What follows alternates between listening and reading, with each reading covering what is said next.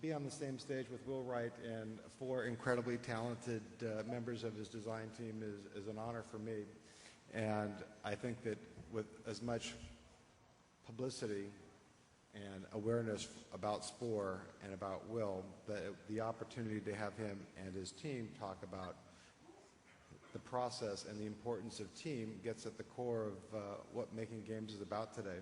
So Will, it's all yours. Thanks. Can you hear me? Oh. I can hear me. Okay. So I just showed you a little movie which is kind of Spore, the overview. You probably have some familiarity with it. This is an idea that I kind of came up with many years ago that for me originally was kind of sim everything. And we got kind of sick of using sim on everything. So it kind of evolved into Spore. And, just kind of roughly, the idea started thematically as I was really curious, could we make a game based around the powers of 10 idea, going from the very small to the very large. At the same time, could we mix, very different genres together into a singular player experience?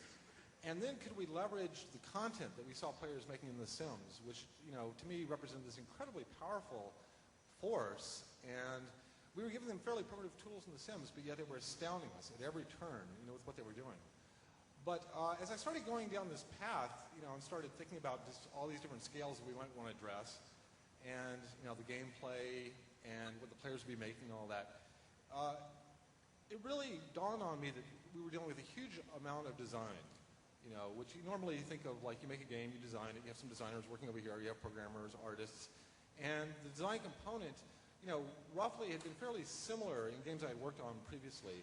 And on this game, there were so many things we were trying to do on the design side, both with the editors and the genre mixing, the player creativity, the pollination, that I had to build basically an extraordinary design team and deal with a very distributed design process. A lot of games, they basically have a very singular design vision and a singular like lead designer that really makes all the decisions. And there was no way I could handle that on a project of this scope.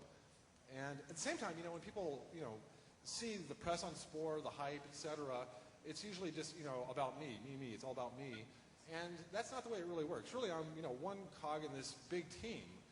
And I wanted to give people an insight kind of into how much design gets distributed amongst the team members. And so that's kind of why we're here today. I brought my main designers from the team to kind of talk about different components.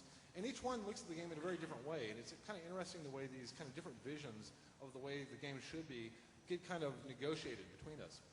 So basically we have this huge task, and part of it was how do we approach this? And from the very beginning we kind of looked at all the different levels that we want to deal with in the game. Each one is kind of a separate design slice that we'd explore. Within each of these we had kind of different breadths of things like the environments we're dealing with, the stylistic approach, the cultural strategic diversity that the player was going to encounter.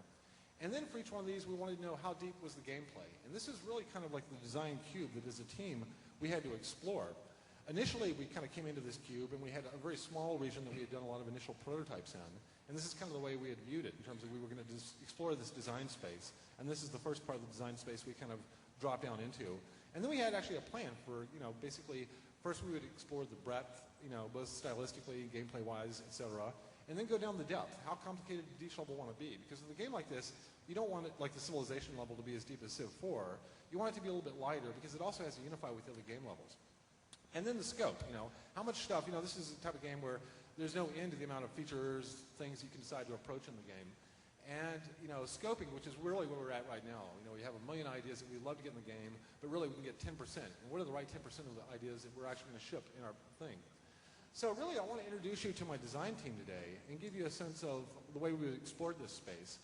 Now, the first person I want to introduce you to is Ocean Quigley. And to me, he's my art director, but he actually, on the team, really represents the scientist on the team. His knowledge of science is amazing. And he approaches kind of the artistic stuff with a very scientific eye. The next person that actually joined my team, and this is kind of in chronological order of when I brought these team members on, was Chaim Gingold, who was at first an intern for me. Many years ago, I got a call from Janet Murray at Georgia Tech saying this is the best student she'd had in 20 years, and I had to take him as an intern. And so I became one of his thesis advisors. He was an intern for me.